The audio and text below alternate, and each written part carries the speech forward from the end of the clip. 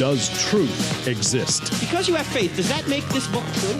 Does God exist? So when someone says there is no truth, if you apply the claim to itself, what should you say?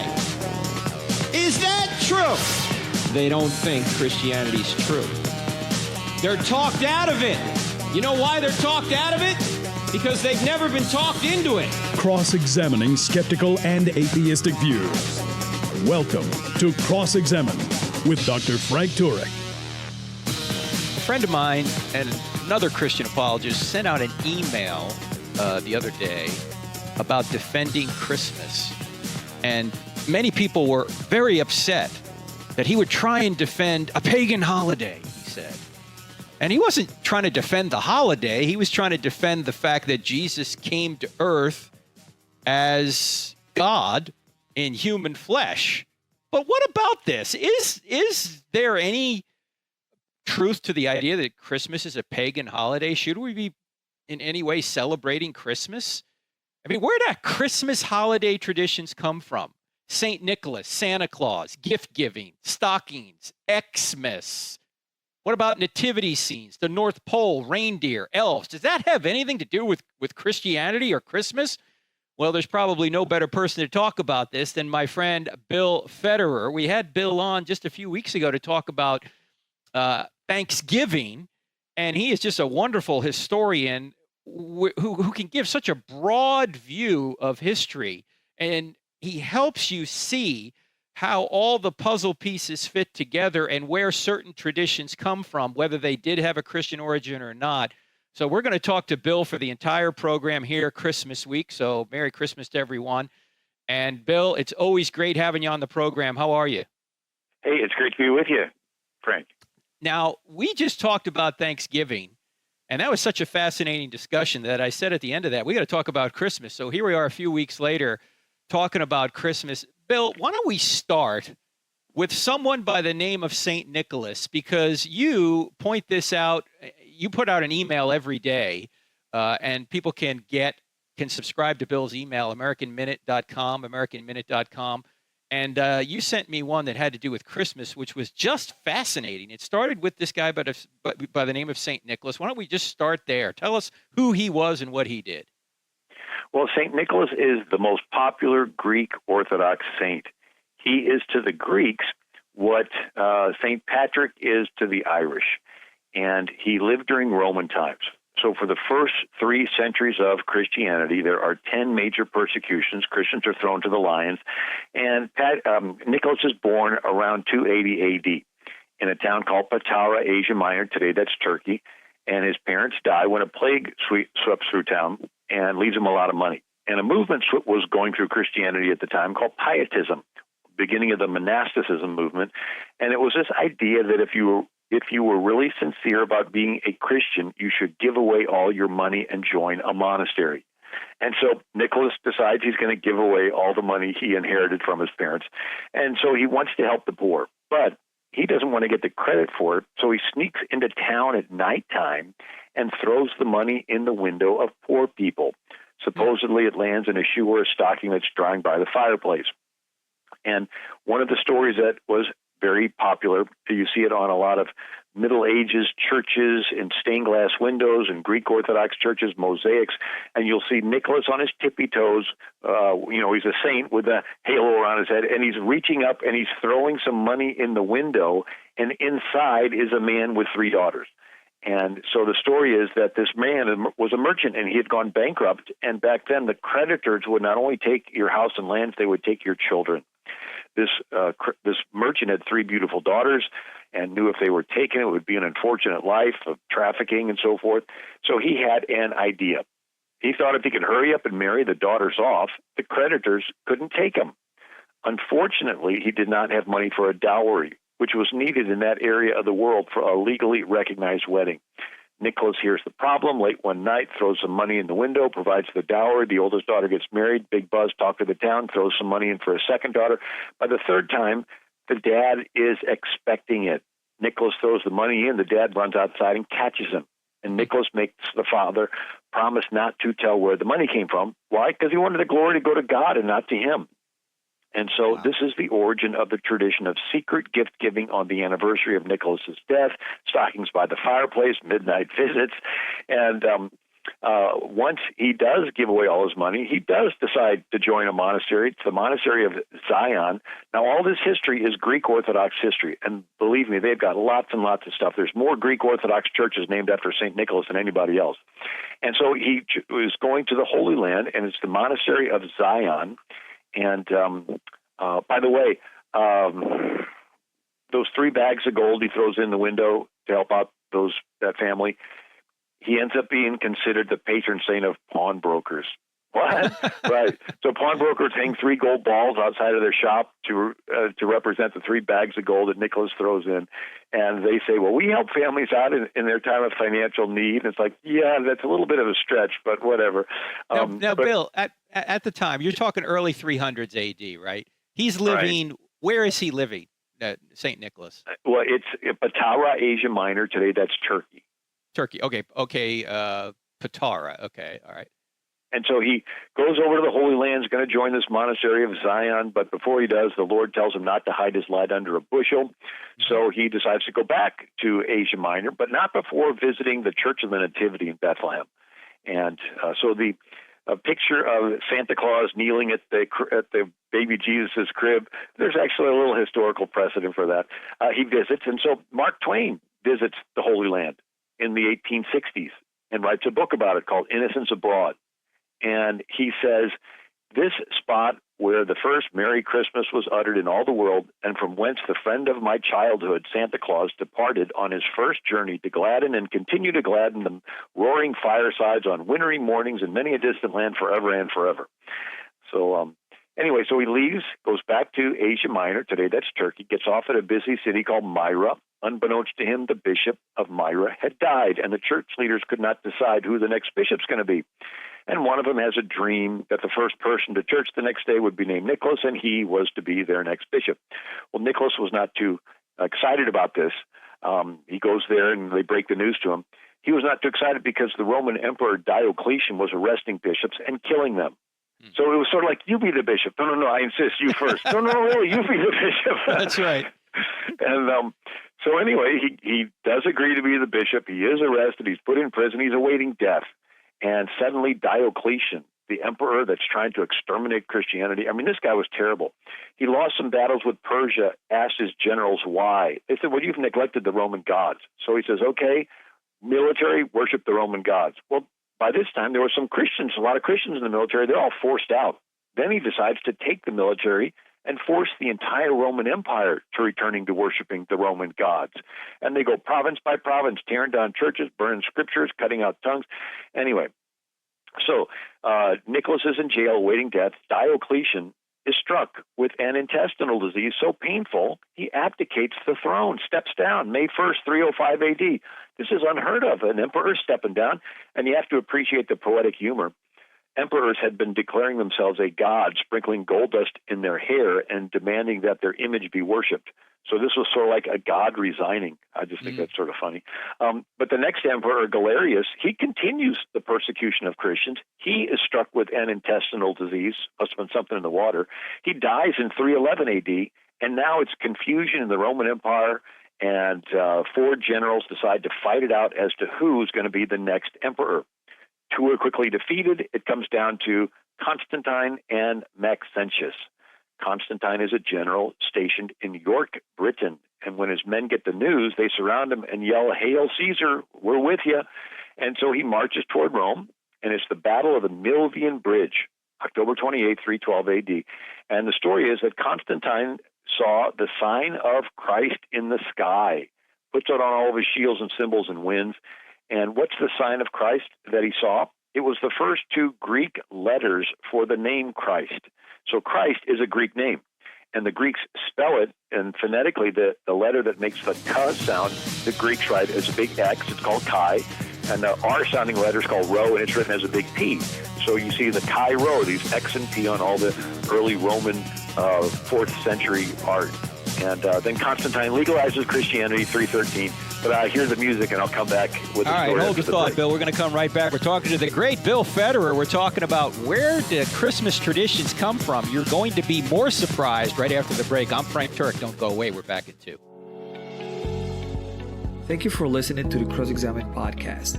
This material is made available to you for free by the contributions of listeners like you. If you wish to support future podcasts, just go to crossexamined.org and click on the donate button, or simply use the donate feature directly on our app. Thanks.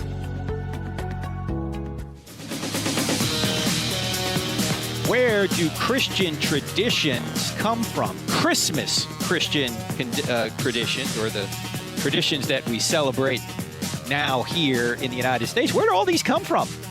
And our friend Bill Federer is giving us a great overview of the history of St. Nicholas and some of these Christian, or I should say Christmas traditions. And before we go back to Bill, he mentioned that gift giving really was something done by St. Nicholas.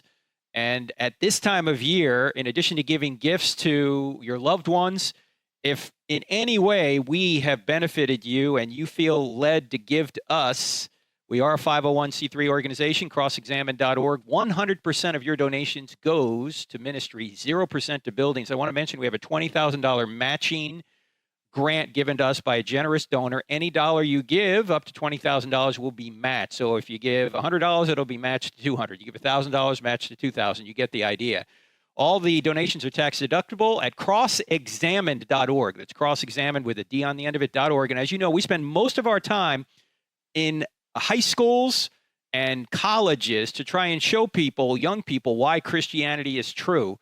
And particularly when we go to high schools and colleges, we don't charge students a dime to be there. And the only way we can go is if you provide the necessary funds for us to go. So if you think that's a worthwhile mission, and I hope you do, given the fact that 3 out of 4 young people who are brought up in the church walk away from the church once they go to college, then please, as you give your year-end donations, consider crossexamined.org.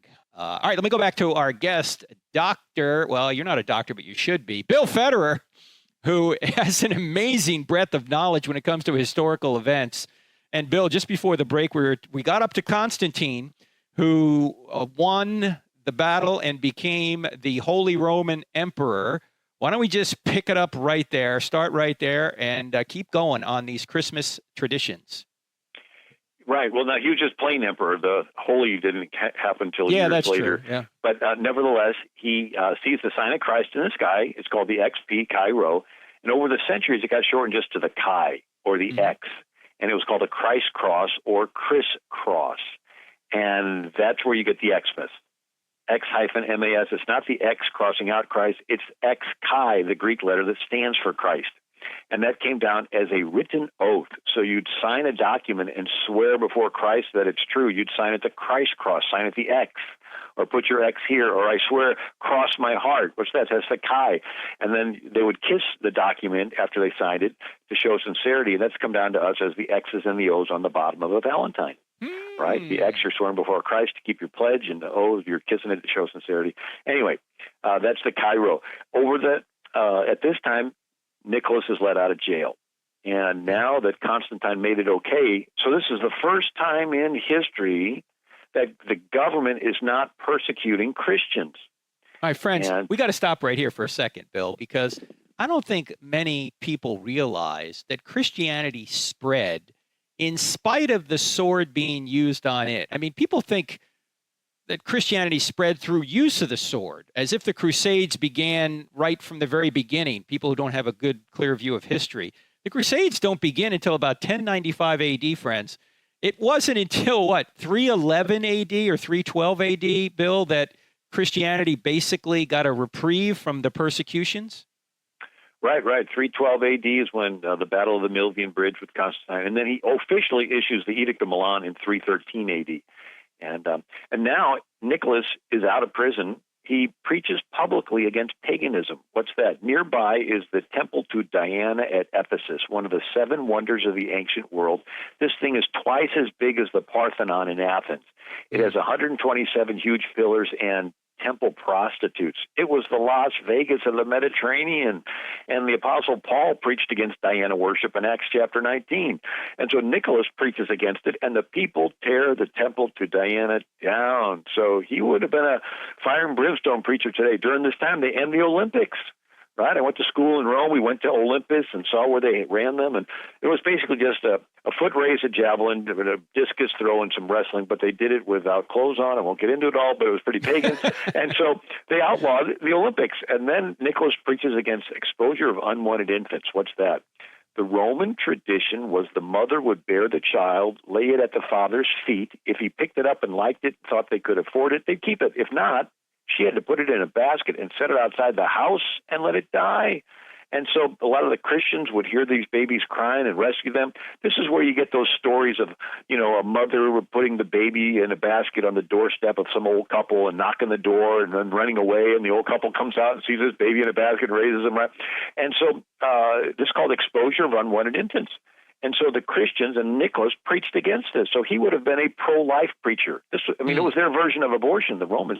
And so Nicholas would have been a pro-life preacher today. And then there's the Arian heresy. What's that? Hang on one sec, Bill. I just want to bring people up to date because, as you know, radio is a stream, not a pond. Some people are coming in and out.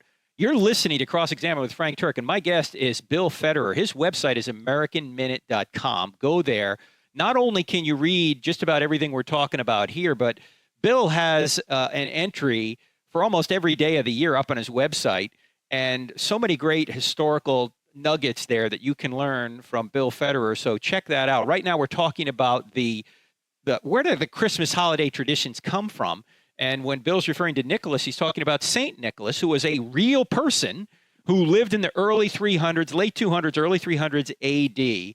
And he actually had something to do with the Nicene Creed, believe it or not. Pick it up right there, Bill. Right. So the same way you got Patrick in Ireland confronting the Druids, and he stood up for the Trinity, well, you have Nicholas. And so a guy named Arius says that Jesus is a little less than God. He's a created being. And Arius writes this catchy song, and the Visigoths, who were a people group that immigrated into Rome, they converted en masse to Arianism. And now it's splitting the church. And since Constantine made Christianity the de facto religion of the state, now it's splitting the state and the Roman Empire. So Constantine's like, what's up? So he orders all the bishops to come to Nicaea and settle it. This is the first time in history that all the Christian leaders come together at one place. Constantine foots the bill. There's about 500 bishops and altogether about 1,500 with their staff. And they settle it. They write the Nicene Creed. And the story is that Nicholas was so upset at Arius for starting this heresy that Nicholas slapped Arius across the face. So jolly old St. Nick had a little temper. You better watch out if he's coming to town. Is that where that comes from? Okay. So not only did he confront heretics, he confronted corrupt politicians. So there was a Roman governor doing corrupt stuff, and he was going to blame some innocent soldiers and have them be executed to cover up his corruption. Nicholas hears about it, rushes down to the execution square, breaks through the crowd, grabs the sword out of the executioner's hand, throws it down, and then by the power of the Holy Spirit tells every corrupt thing that the governor was doing. The governor realizes nobody could know all this except God and gets on his knees and begs Nicholas to pray for him. And so there's lots of stories the Greeks have, and some have a miraculous aspect. One is there was a storm, and Myra being a port city, the sailors, fishermen couldn't get back. They get Nicholas to pray. The sea becomes calm. They can come back. So he's considered the quote-unquote patron saint of sailors. And so through the Middle Ages, artwork on churches, you'll see storms, and then there'll be in the clouds, there'll be a Nicholas, or he'll have a statue holding a boat. And then there was a famine in the area. Nicholas supposedly went down, talked some sailors into unloading some of their grain that's going from North Africa to Rome, to unload it to feed his people, promising God would bless them for doing it. On their return trip, they say the grain that was left had multiplied, sort of like Elijah and the little widow's meal barrel in the Book of Kings. He dies December 6, 343 A.D. The Roman Emperor Justinian builds a big church and names it after Nicholas. And then it gets a plug with Vladimir, the Emperor of Russia, 988 A.D. He converts to Eastern Orthodox Christianity and adopts Nicholas as the patron saint of Russia. So there are more St. Nicholas Russian Orthodox churches than any other name for a Russian Orthodox church. That's the most popular, St. Nicholas Russian Orthodox Church. Hey, And, Bill, can we pause here for just a second? I just want to ask you kind of a broad theological question now, because we in the West, many of us don't have a decent handle on what, say, Greek Orthodox or Russian Orthodox people believe that's different from, say, the church in the West, whether it's the Roman Catholic Church or Protestant churches.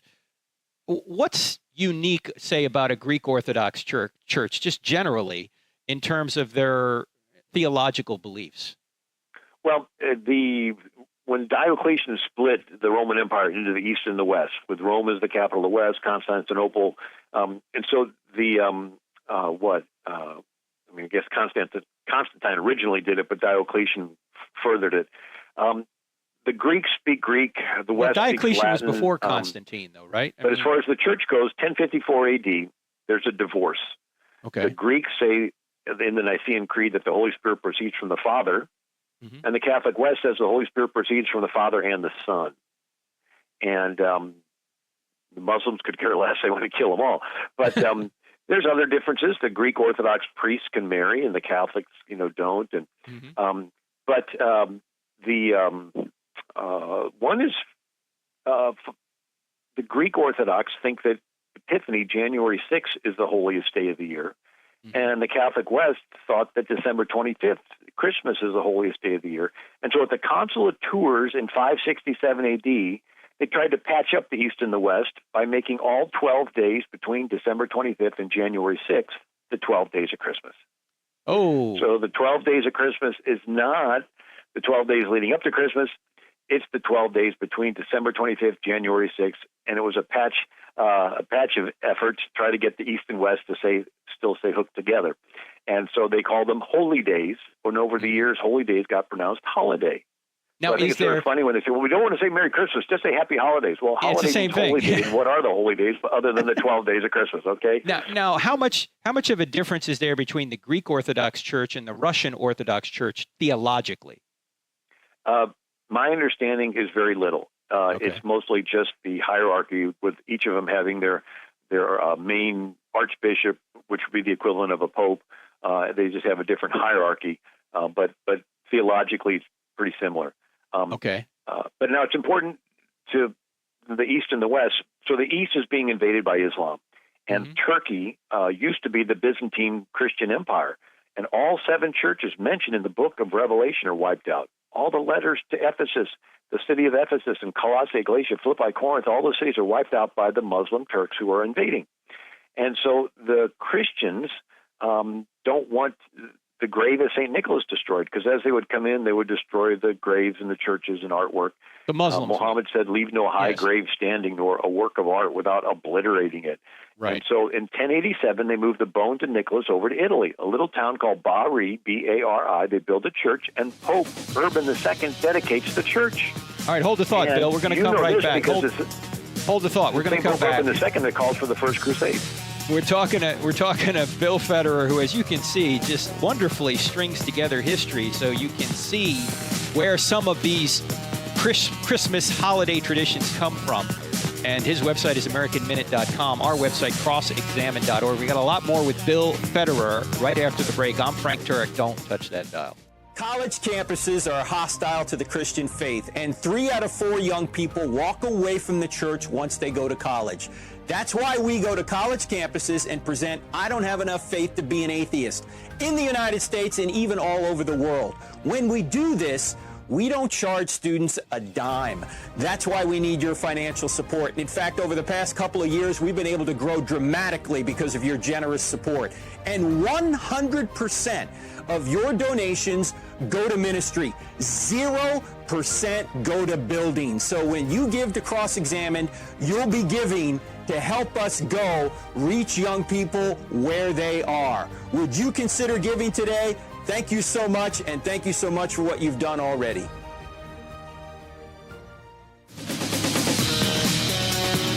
Merry Christmas, ladies and gentlemen. You're listening to Cross-Examined with Frank Turek on the American Family Radio Network. This week and next week, you're going to sit down, whether it's over Christmas Eve, Christmas Day, New Year's Eve, New Year's Day. You're going to sit down at a holiday dinner and you're probably going to be sitting down with people who are not Christians, and you want to somehow get them the gospel.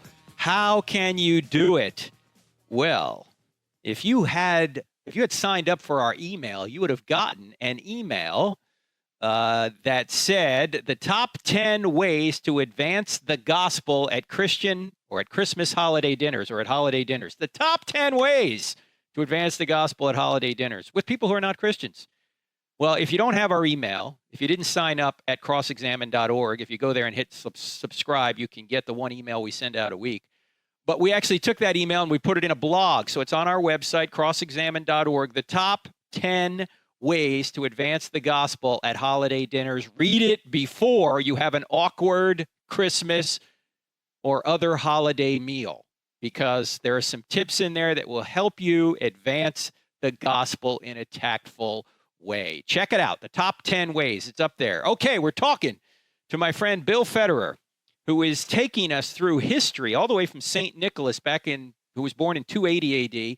Right now we're in about the 1100s AD, because we're trying to figure out what the origin of many Christmas traditions that we experience today. What are the origin of these Christmas traditions? And Christianity is behind them, but somehow they get sometimes convoluted, as you can see. So, Bill, pick it up where we left off. I think you were talking about a church that was built in the town of Bari in Italy, because they took St. Nicholas's bones from an area that was about to be overrun by Muslims. Pick it up right there with Pope Urban II. What happened there? Right, so the Muslims are invading Greece. They moved the most popular Greek saint over to Italy. Pope Urban II builds a church, names it after him, Cathedral Nicola de Bari.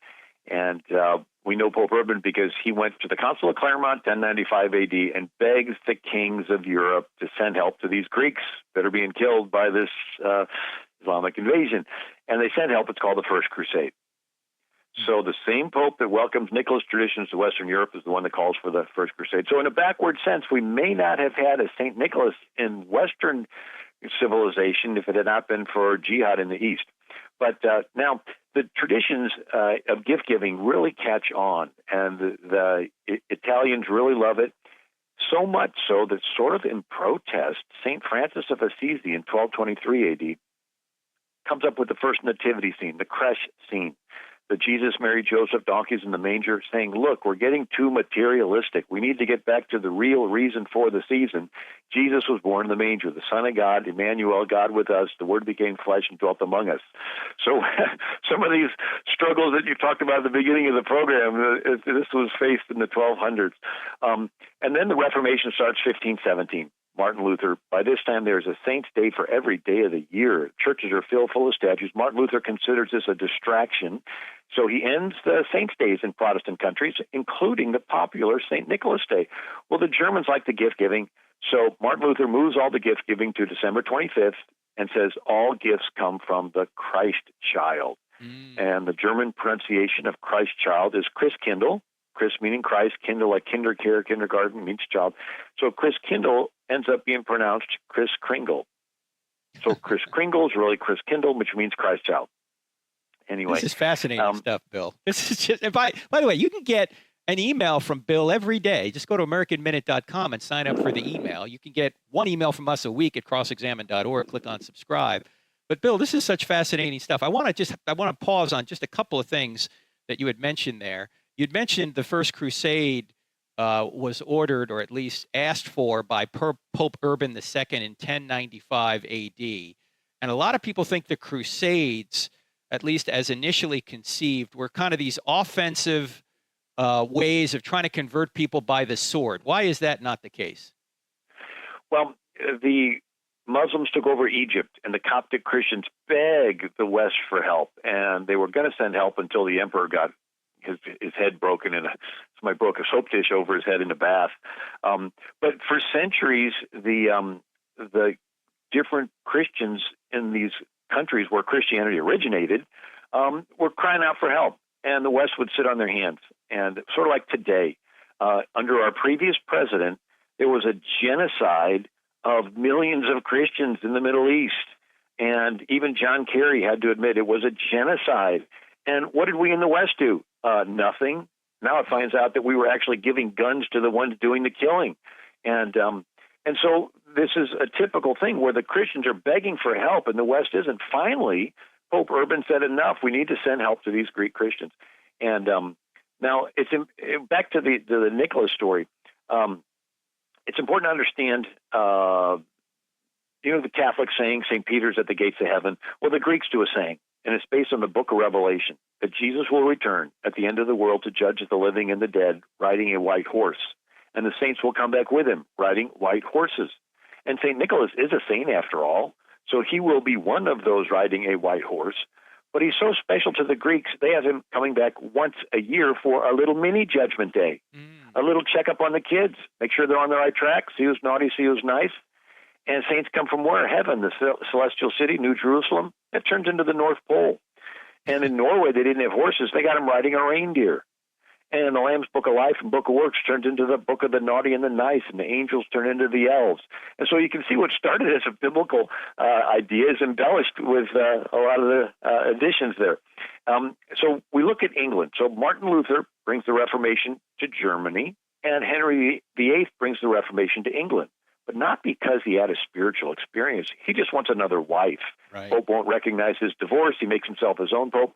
And he brings back an old Roman holiday, because Britain used to be a Roman colony, and the holiday is Saturnalia. And it's feasting and plenty and merriment. And if you've ever seen The Christmas Carol with Charles Dickens, there's the spirit of Christmas present. And he's this big guy with robes, a wreath in his hair, a goblet of wine, the ho-ho happy party guy. And you're scratching your head saying, who is he? He sort of looks like Santa, but he also sort of looks like some Roman god. Well, that's who he was. He was Saturn, but they Christianized him, called him Father Christmas.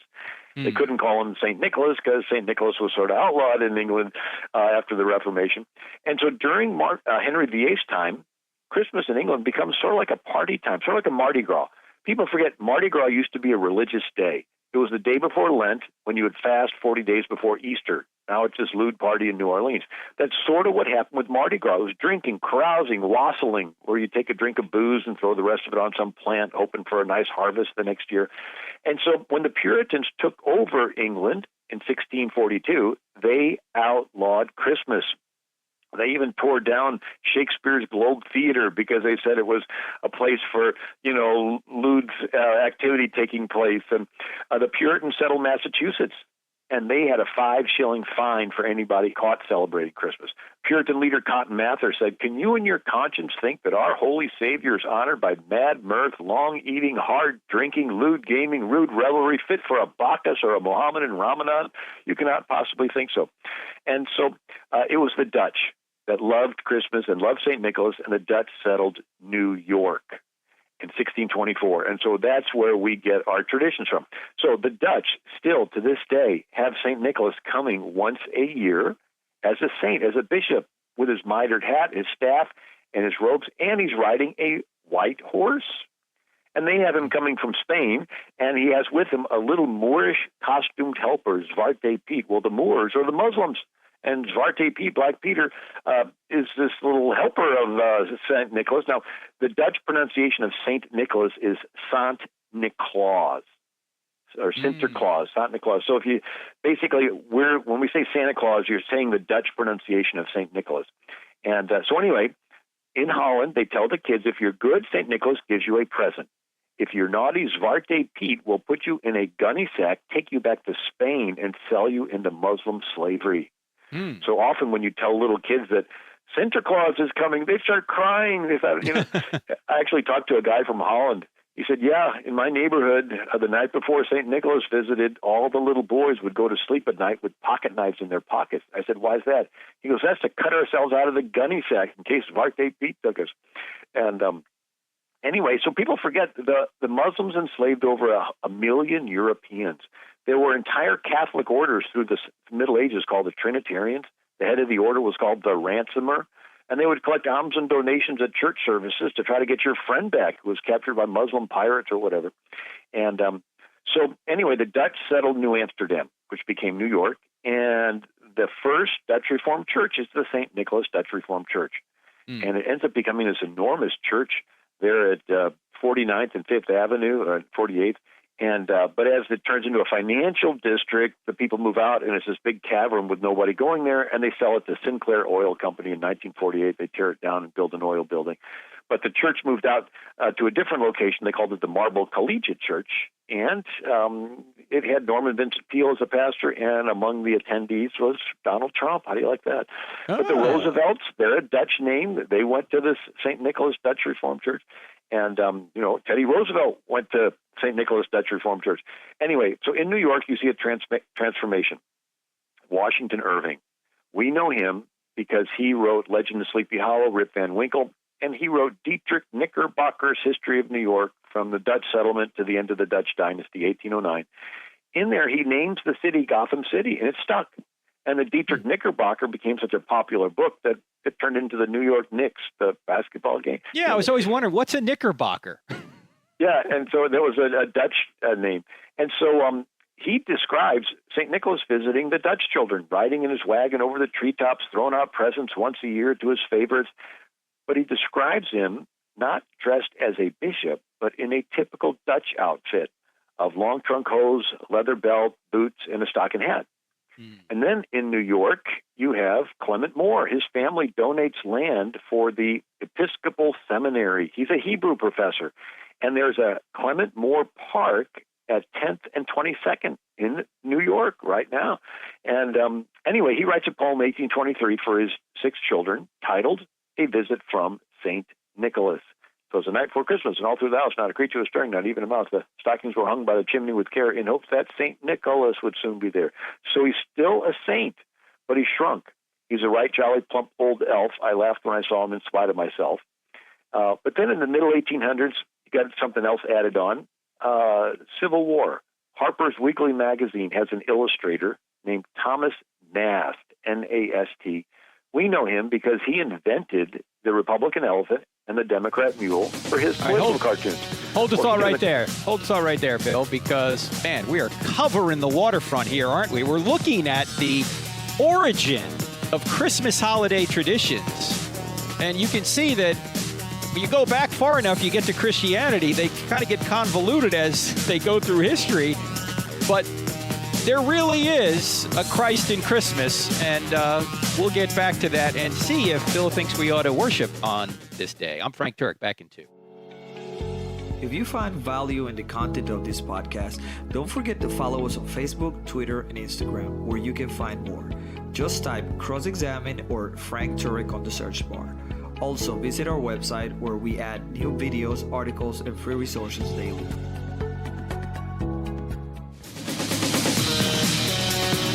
Going into the last break, I ran out of time. Of course, we should worship every day. My question for Bill Federer toward the end of this segment will be, well, isn't Christmas a pagan holiday then? Should we celebrate it or not? I know a lot of Christians think we ought not to, but we'll ask Bill here in a few minutes. We're talking to Bill Federer and his website, AmericanMinute.com.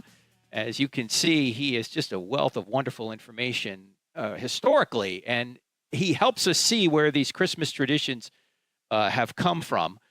Before we get back to Bill, I want to mention, first of all, I want to thank those of you that have gone to our iTunes page, the one with my picture on it. There's 2 of them. Go to the one with my picture on it. Our social media and international director, Jorge Gill, put up a new iTunes page that we can control a little bit more, and we can put some more information up there than the other page. So if you would go to that page and give us a 5-star review, that would help us in the rankings so more people will actually hear this podcast.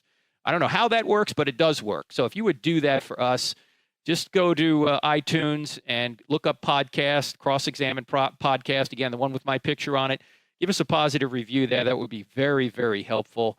And it'll help this get to more and more people. All right, my friend Bill Federer. Bill, we were talking before the break about Santa Claus and where we got that from, and you were mentioning a gentleman who had somehow created a Santa Claus figure that looked like he does today, and you also said he created the Republican elephant and Democrat mule when I had to interrupt you due to the hard break. Pick it up right there.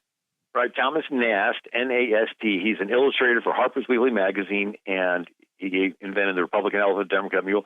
He does a cover of St. Nicholas visiting the Union troops, and he's sitting on his wagon full of toys. And in the background, you see a little North Pole sign. Lo and behold, that's the first time St. Nicholas is coming from the North Pole. Prior to that, it was always, Celestial City, New Jerusalem, and so forth. But the last installment is Coca-Cola hires an artist, Haddon Sundblom. Now, wait we a know minute, him because Bill. Let me just, because I see in the email you put out. And by the way, you can get an email from Bill every day, AmericanMinute.com. You'll get one about Christmas. This one we're talking about today, maybe on Christmas, I don't know, but it was coming from the North Pole because was that a jab at the Confederates in the South during the Civil War? Right. So he was a political cartoonist. And so it was a political jab at the South, the Confederate South, to say St. Nicholas is associated with the North. And That's amazing. But prior to then, St. Nicholas came from the Celestial City, New Jerusalem, heaven. But even Santa Claus is being politically maneuvered here. He's been exploited. Okay, go ahead. So Haddon Sundblom is an artist who developed Quaker Oats Man and Aunt Jemima, and he is hired by Coca-Cola in 1930 to do a painting of St. Nicholas, Santa Claus, drinking Coke. Does it a new picture every year for 33 years. And Coca-Cola pioneered mass marketing, so this is the most recognizable image. He's full grown now. He's not a little elf. He's got rosy cheeks, ruddy complexion, big huggable hand, grandfather character. But we have to realize, if you peel back in time, there really was a St. Nicholas. He lived in Asia Minor, today that's Turkey, and he loved Jesus.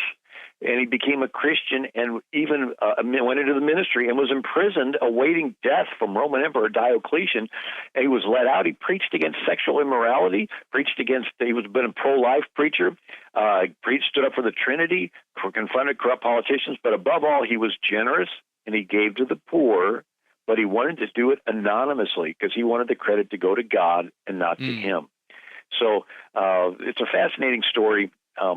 There's other things I wrote a book, and the title of the book is There Really Is a Santa Claus, History of St. Nicholas and Christmas Holiday Traditions. Some of the other traditions I get into is why December 25th? And this is why that? Start there. Because a lot of people think that's in the Bible, and they think that, well, Jesus really wasn't born then, so the Bible's wrong. They don't even realize it's not in the Bible. But where does it December 25th? I've heard the winter solstice was celebrated. And Christians just kind of put that Christmas, let's call it Christmas. How did this come about, this December 25th issue? So the Gospel of Luke has John the Baptist's dad, Zacharias, in the temple, and the people are praying outside. The angel appears to him, says he's going to have a son. He's supposed to name him John. And there's a little line you just skip past, and it says he is of the course of Abijah. What's that? King David divided the sons of Aaron, Eleazar and Ithamar, divided them into 24 family groups and gave them each 2 turns a year at the temple to offer the incense. And the family of Abijah, his turn at the temple, the descendants, is the end of September. And it was known in the church calendar, but it was confirmed when the Dead Sea Scrolls were discovered. And in 1958, Israeli scholar Sherman Yahu Talman, I'm not pronouncing that right, published his research from the Qumran Dead Sea Scrolls, parchment number 321, and he was able to reconstruct the Sacerdotal Rota calendar. What's that? That's the calendar that shows what families are supposed to be ministering at what days.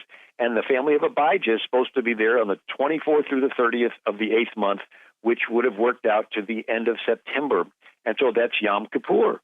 That's the Day of Atonement. And why is that important? Because it's normally around September 25th.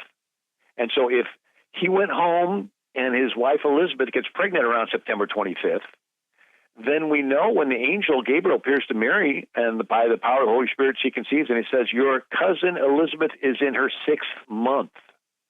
Right? Mary goes to visit. And so 6 months after September 25th is March 25th. So the traditional church date for the angel appearing to Mary is March 25th. It's called the date of the Annunciation. Well, 9 months after March 25th is what? December 25th. And this was known as the church calendar, but it was confirmed after the discovery of the Dead Sea Scrolls. And in 1958, this Israeli scholar published his findings of the Sacerdotal Rota calendar. Just a fascinating thing. And then there's the Christmas tree, if we got time for that. Go ahead, hit me with the Christmas tree. Yeah. So the lights at that time first appear Hanukkah. What's that? Jews are taken captive to Babylon. The Persian king Cyrus lets them go back. They rebuild, but then Persia is conquered by Alexander the Great, and he dies. His empire is cut into 4 pieces, and the general that takes Persia is Seleucus. And so there's a Seleucus descendant who's a king, and he decides he's going to just wipe out the Jews, kills 80,000 of them, and the Jews finally drive him out. It's called the Maccabean Wars. They go in around 164 BC, clean out the temple, and they're going to relight the candelabra, the menorah, but there's only enough oil for one day, but it lasts 8 miraculously. So the word dedication in Hebrew is Hanukkah. And so in John chapter 20, it says, Jesus was in Jerusalem for the Feast of Dedication. He was in there for Hanukkah. And so this one, the lights would have been first seen at this time of the year. But then the tree. So we got Nicholas is the Greek saint, and he's confronting paganism. You got Patrick is the saint to Ireland, and he's confronting pagan druids. You have a saint from Britain, and he becomes the one to confront the Germans. And so the Germanic tribes that came across the Roman borders worshiped Thor, and that's where you get the word Thor's Day. And so those that are really stickler about not wanting to celebrate Christmas, you better not call the name Thor's Day, because Thor is a pagan god. And matter of fact, the Quakers refused to call it Thursday. They call it Fifth Day, because they didn't want to say it was Thor's Day, because they realized. And so Thor was this pagan god. They also worshiped Woden, was another Germanic pagan god. That's where you get the word Wednesday.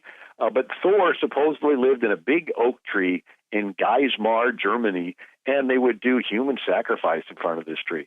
And so this saint, Boniface, around 788 AD, he goes to Geismar. He's also called Winfred. So Boniface or Winfred, he takes a big axe and he chops down Thor's tree. Oh. And so then somebody says, well, you can't do that. And somebody else says, well, if Thor's really a god, he can protect his own tree. And so this is the beginning of the Germans becoming Christian. So Boniface points at a little evergreen tree because it was the night before Christmas. And he said, let this be the tree of the Christ child. See how it points toward heaven. Its leaves are evergreen, symbolizing everlasting life. Let it shelter no deeds of blood, but life, because your houses are built of fir, and so forth. So the Germans would take a little pine tree and they would hang it upside down in their houses, and this was the symbolism that they defeated the pagan Thor and so forth. But Martin Luther's coming home around 1520, and he's a cold December sky, and the stars are twinkling, and he puts candles in the branches of the tree and says, this is like the sky above Bethlehem on the night of Christ's birth. Wow. And so, well, just a fascinating story. It is, Bill. There really is a Santa Claus. And you have an entire book on this. So if people really want to get into this, get the book by Bill Federer, There Really Is a Santa Claus, The History of St. Nicholas and Christmas Holiday Traditions. But Bill, before we go, with just about a minute or so to go, we've got to get to this question. You know, a lot of Christians say, oh, we can't worship, or we can't celebrate, I should say, Christmas because it has pagan roots. What do you say to that? We're celebrating the birth of Christ, and Jesus came. I love the book of Mark. It says that the Son of God came not to be served, but to serve and to give his life a ransom for many. What's that? God is a just God. He has to judge every sin. It's his nature to judge sin. Matter of fact, that's implanted in each of us so much that every NCIS episode, first 2 minutes, somebody's killed. You're held captive the rest of the hour knowing that the person that did it has to be judged. There's something in you that drives. There's something in God that has to judge the sin. So what did he do? He himself provided the lamb to take the judgment for the sin. And right. Jesus, the Word of God, became flesh, and he voluntarily submitted himself to be the Lamb and to take the punishment. So God is just, that he has to judge every sin. He's love, and that he provided the Lamb to take the judgment for the sin. That's why we approach God through the Lamb. So I'm like, are you good enough to go to heaven? No, you'll never be good enough. But he was good enough to pay for all your sins, so you approach God through the Lamb, your debts have been paid. And that's why we celebrate Christmas, because God came into the world as a lamb, despite the fact that some of these traditions may have been polluted a little bit with pagan ideas. What your intention is to bring people back to the real reason for the season, and that is Christ, the Lamb. Bill, it's been wonderful having you on. Thank you so much. Well, thank you, Frank, and it's all in the book. There really is a Santa Claus history of St. Nicholas Christmas holiday traditions, and Merry Christmas to all, and to all a good night. Merry Christmas, ladies and gentlemen. Thank you so much. I'll see you here next week. God bless you all. See you next week. We hope you got a lot of value out of this episode. If you think our podcast needs to reach more people, here's what you can do to help. Go to iTunes and type Cross-Examined Official Podcast, 4 words in the search bar, and leave us a 5-star rating. It'll take you less than 5 seconds. And if you have a few more seconds to spare, leave us a positive review. The best reviews will be featured on future episodes. You can also listen on Spotify, Stitcher, and Google Play. God bless.